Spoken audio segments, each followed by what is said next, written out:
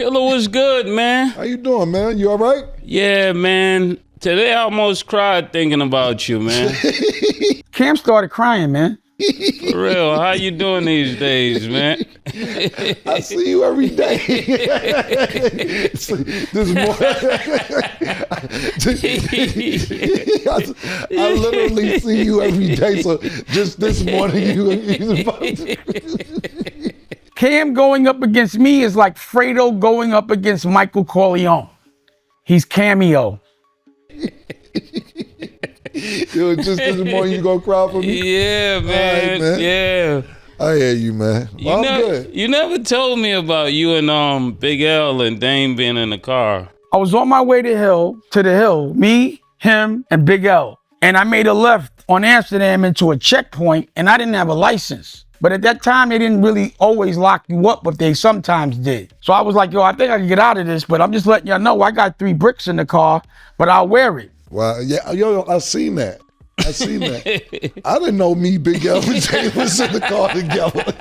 Cam started crying, man. And he told us right then and there that he would put himself in PC. Dad, I'm putting myself in PC. Me and Big L like, what? What? I didn't even know that me, Big L, and Dame have ever been in the car together. Oh, man. You know what's crazy? I was going to save that for my show because I didn't want to get into this. I really didn't want to get into it. Yeah, I was going to mind my business, but I saw Mo with the popcorn. I said, so he's taking my part, boss. I've never, look at Mo got the I'm not going to talk with Flea. So we went to the side and was like, you know, afterwards we were laughing, but we were like, I was like, I will never hustle with him. He's a ball player and he does music. So I never really, he's a civilian. But you can't be saying you the best that ever did it in Harlem and you never sold drugs. And if you had to go to Ohio after you was a rapper, that's not the best that ever did it. How dare you say some shit like that? Now I'm gonna say for totally, but I didn't know that nigga was such a liar. Like, you know how your man is your man, so you probably don't be annoyed. Like that's your man. You be like, nah, you just hate us. I didn't know this nigga lied like that, man. Yeah. First of all, let me tell you something. And I'm gonna tell you to talk Flea, but Mase know. Yeah. Yo, listen, bro. Big L is not your man. This whole shit don't even make no sense. First of all, I'll say this real quick because we gotta move on. Me, you, and Big L going to get drugs or riding around Harlem don't even sound right. Big L didn't fuck with you. I tried to plug you into Big L when you wanted to sign him when he started his own label, Flamboyant. And y'all was trying to sign him. But Big L brother, Big Lee and Reg, they didn't like you. If you had 3 bricks in the car, or you was on the way to get 3 bricks in the car, or on the way to get bricks, whatever fucking lie you told, story you told, you wouldn't have made it home. Big L lines niggas. Mase, right? Yeah. Yeah. You lying me. Yo,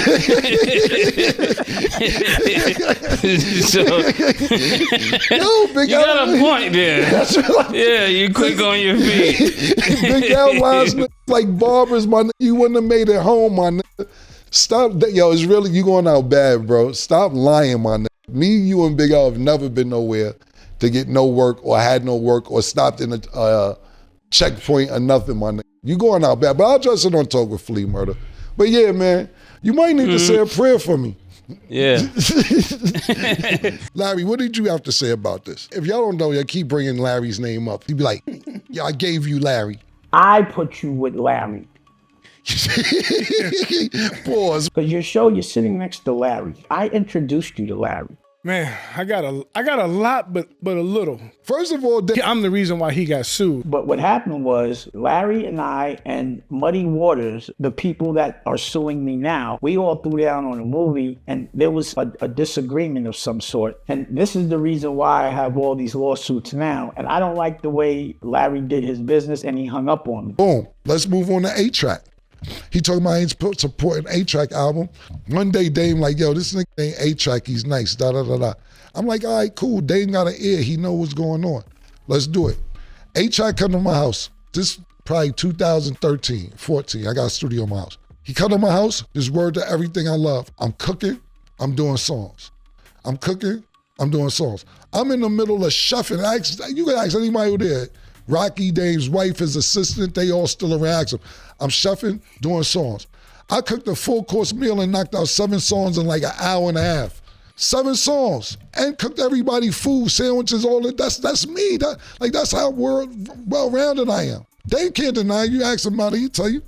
He like, damn, Cam, you in here doing rhymes and cooking and yeah, man, take a turkey wing, man. Get a lamb chop, nigga. Let me go in the booth, spit these bars. And you dropping fire like that, boom, yeah, cool. I knocked the whole album out, maybe 2 trips. When Dame was there, it was cool. The album was cool. As soon as Dame leave, A-Track, and he my duty, all that, he's cool. Me and him, I have no problems. But he becomes all artsy. Do you think that if we put the snare where the treble should be, and then boom, we get another beat, A-Track, the shit done. Yo, what are you talking about?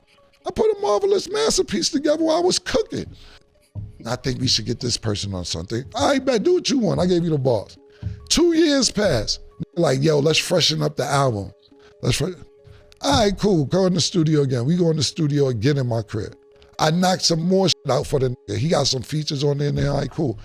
I knocked it out again 2 years later. He calls me again, A-Track. Well, I think if I get this other beat, man, do what you want to do. I don't even know you like that. I end up being cool, A-Track. I want to brush him off like I don't know him now. Another 2 years come back. We in Vegas now. Yo, Larry got a studio in Vegas. Let's go there and knock the A-Track out. Again, it's 5 years. All right, bet, fine. Go to the studio, man. Fuck it. It's 5 years done pass.